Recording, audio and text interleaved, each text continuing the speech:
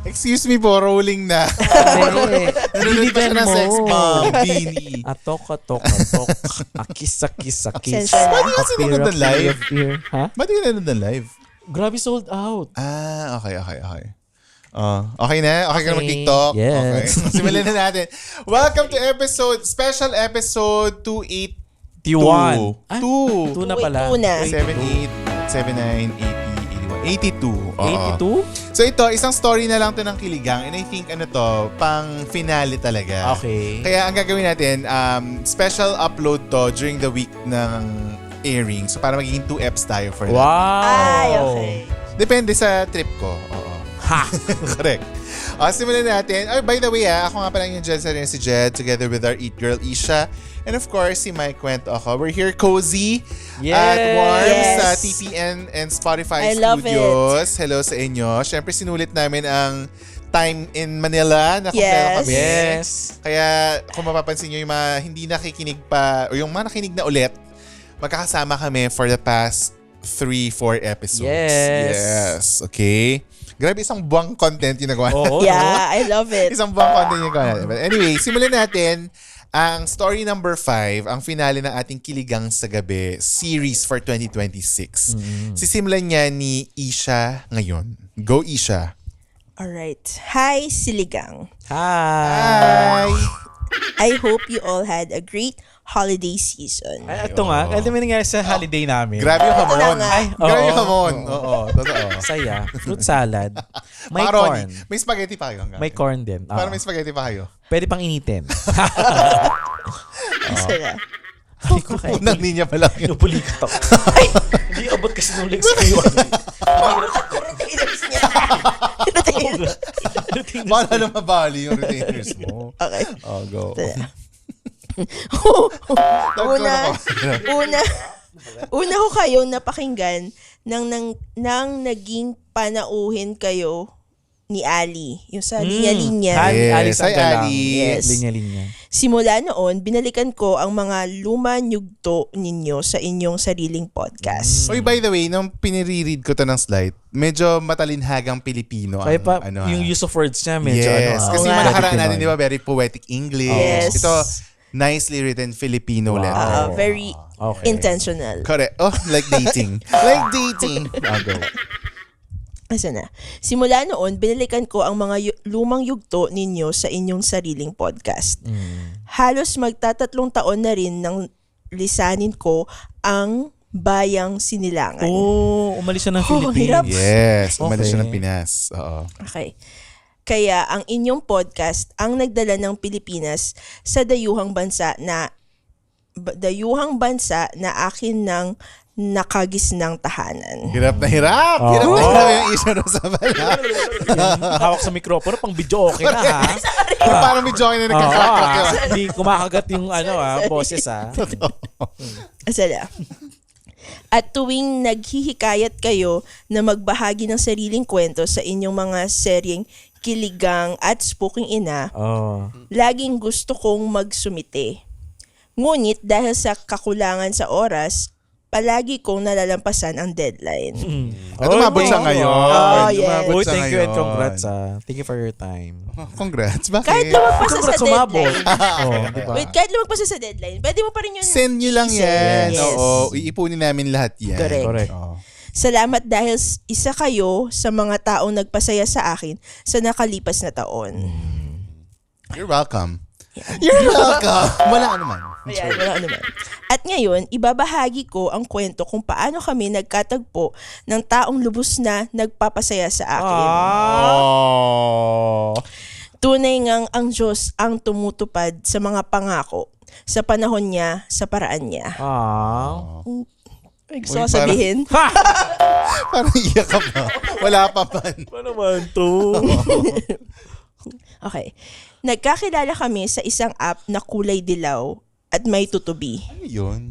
Tutubi Dragonfly, di ba? Oo, Bumble. Bubuyog yun eh. Hindi yun. Baka Bumble to. Baka Bumble. Baka akala niya tutubi ay bubuyog. Yes. Oo, okay. Di ba parang si Ann Curtis din? Tutubi kasi B. Oo. Okay. Isang digital na kapaligiran kung saan nag-uumpisa ang mga kwentong katulad nito. Matapos ang 2 linggong pag-uusap, hiningi na niya ang numero ko. Oh. Ngunit ako, puno ng takot at alangan ng muling magtiwala, ay tumangging magbukas ng pinto. Grabe yung Tagalog. Grabe Wait, yung... girl ba to? Hindi mo natin alam. Hindi Ano mo ba yung alam. Wala tubig pa ko? eh. Sandali. Natuyuan na lang muna siguro. Hindi pa natin, wala pang reveal eh. Oo nga eh. May sa linggo ng wika. Asan na? Kasi para sa Okay. akin. Kasi para sa akin, okay lang naman na mag-usap kami sa app habang may pag-aalinlangan. Okay. Tama naman. Para Parang mas keeping safe your pa, options open, di ba? Hanggang isang araw, bumisita ang kaibigan niyang galing sa UK. Oh. Bilang mabuting kaibigan, nais niyang ipakita sa kaibigan ang ganda ng kanyang bansa. Okay. Naisipan niya akong tanungin kung saang mga lugar sila pwede silang pumunta.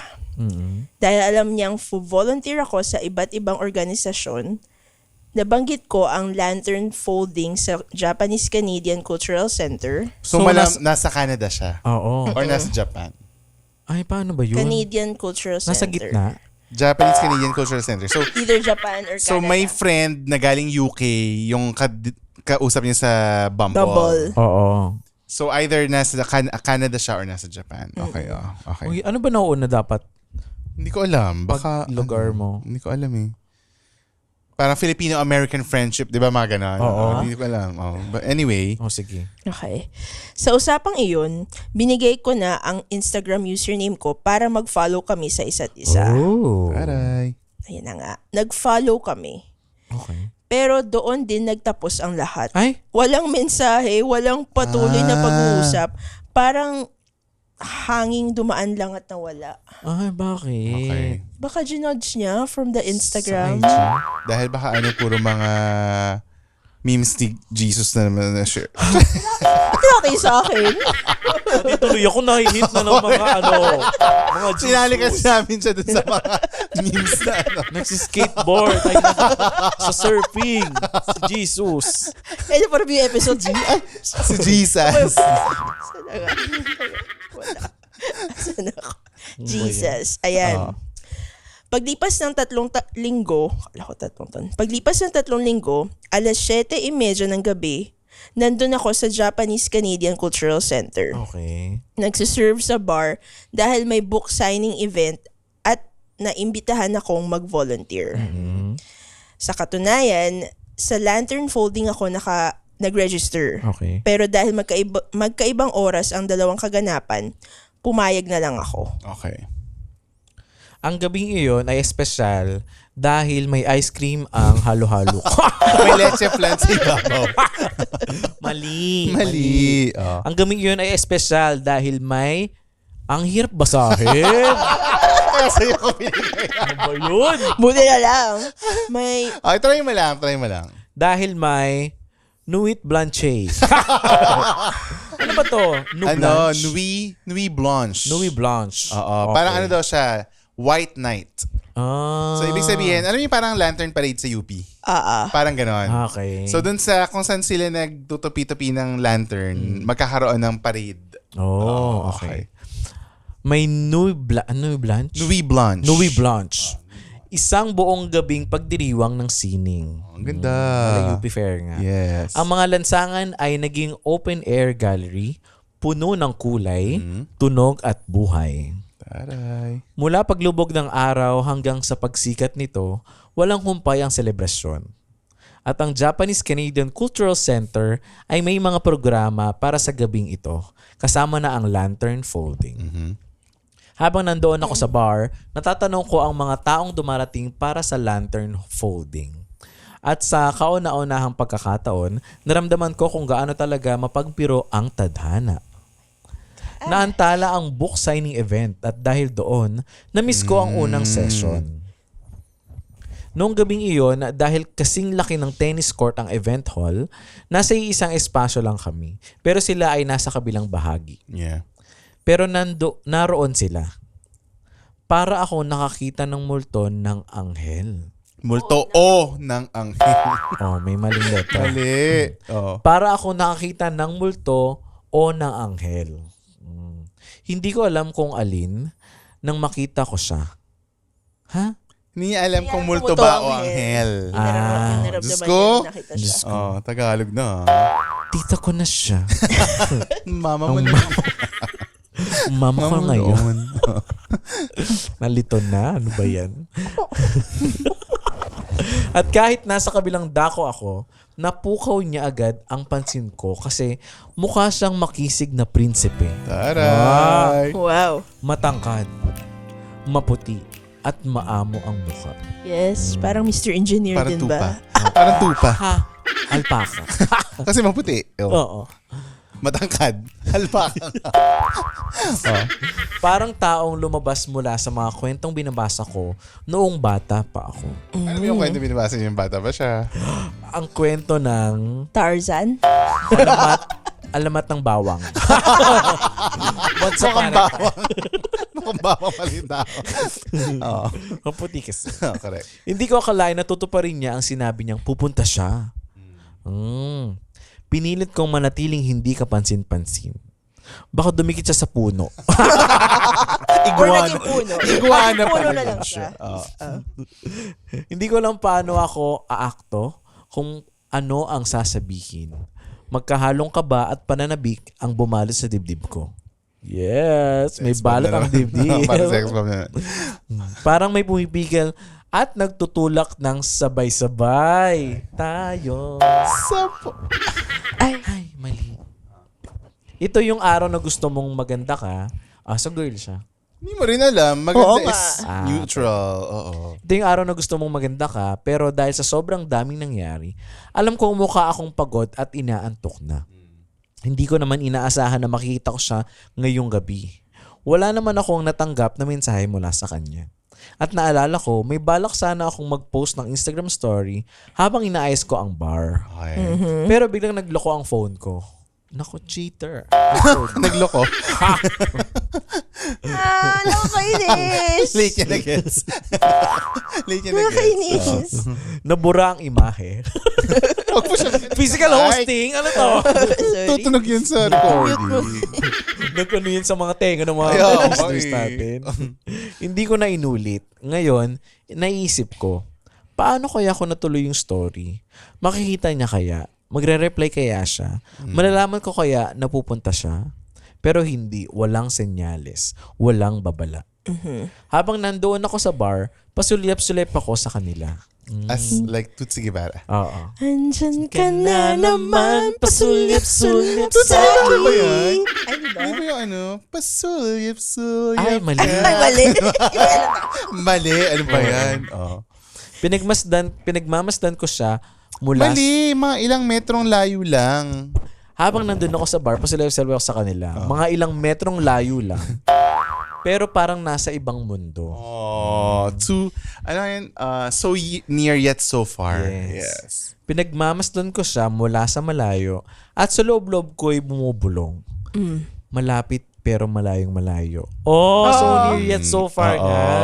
Correct. Sa pagpapatuloy, sigurado akong hinahanap niya ako. Ay, Assuming, paano si assuming naman. Si Delulu. saan mo siya dalahin? Nakikita ko siya at ang kaibigan niya na hindi mapakali. Ay. Baka naman na Baka naiihi or naganap ng correct. CR. Oo. Parang may inaabangan. Ay, Ang mga mata niya'y gumagala. Ano yun? detachable. Ganun. Gumagala, umaasa. Ay. Pero natapos ang lantern folding at nandoon lang ako, nagliligpit sa bar, tahimik na nanonood mula sa gilid. Hindi ko alam kung magkakaroon pa ba kami ng pagkakataon na mag-usap. Okay. Matapos ang unang session ng lantern folding, kailangan ng mga dumalo na pumunta sa kapitbahay ng museo para makuhanan ng litrato habang hawak ang mga lantern. Sinabihan silang pumila ng 2 hanay. Okay. Dahil tapos na ako sa bar, hinayaan na nila akong sumama sa parada. Isang parada ng mga taong may hawak na mga lantern, parang mga bituin na naglalakad sa dilim. Ay. Yes. Dala-dala ang sariling liwanag. At Ganda. kahit nasa dulo ako ng pila, nakita ko agad siya. Ay. Siya ang pinakamatangkad, nakatayo sa unahan, parang tore na imposibleng hindi mapansin. Grabe naman. Parang ilaw na hindi mo maililiw. Ano ba yun? Sorry. Ganda! Ang ganda. Nang nakarating kami sa museo, Puro tao dahil bukas din sa publiko ang museo. Okay. Maraming ingay, maraming kilos, maraming buhay. At biglang may lumapit sa akin. Hey, can you take a photo of me and my friend? English. Hindi ko napigilan ang ngiti. Parang bumukas ang mundo. Parang bumukas ang puso. Ay. Ito na ang sandaling hinihintay ko. Ang pagkakataong magsalita kahit sandali lang. Nag-usap kami at doon ko nalaman na ang kaibigan niya pala ang nakapansin sa akin sa bar. So kilala na din siya. Yes. Okay. By face, magkakilala sila by face. Yes. Okay. Maikling pag-uusap lang iyon pero sapat na para maramdaman ko na hindi ito simpleng pagkakataon. Ay. Bumalik na ako sa center habang sila ay naglibot pa sa museo. Akala ko tapos na. Akala ko hanggang doon na lang. Isang mabilis na pagtatagpo, isang maliit na alaala na dadalhin ko pa uwi. Pero nagulat ako.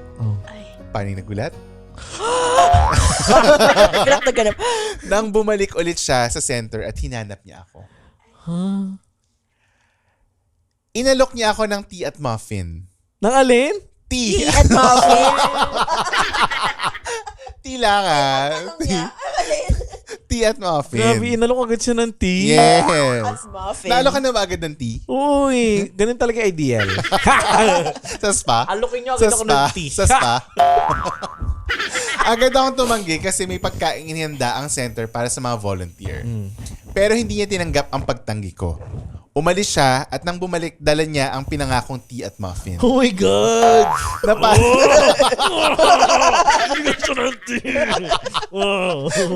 Na parang mga regalo mula sa taong...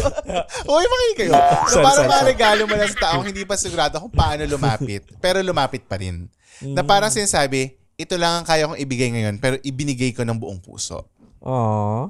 Matapos ang gabing iyon, tuloy-tuloy na ang pag-uusap namin. Nagkaroon ng unang date, nasundan ng pangalawa, pangatlo, pang-apat, hanggang hindi na namin nakita ang hangganan. Naligaw. Yes. Ang bawat araw ay naging parte na lang ng mas malaking kwento. At itong nakaraang taon, kami ay ikinasal. Ay! Kinasal na sila! Labis ang pasasalamat ko sa Diyos. naman, pasulip sa akin. Labis ang pasasalamat ko sa Diyos. Hindi ko inaasahan na sa dayuhang bansa, sa lugar na malayo sa tahanan ko, makikilala ko ang taong aking magiging tahanan. Aww.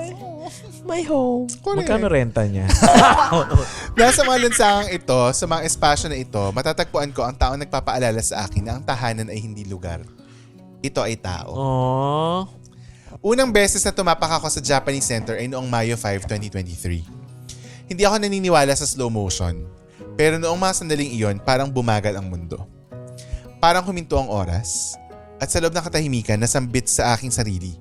Sa lugar na ito ko makikilala ang taong makakasama ko habang buhay. Aww. Saan ba yung cultural center? Japanese Cultural Center nga. Sa Canada siguro nga.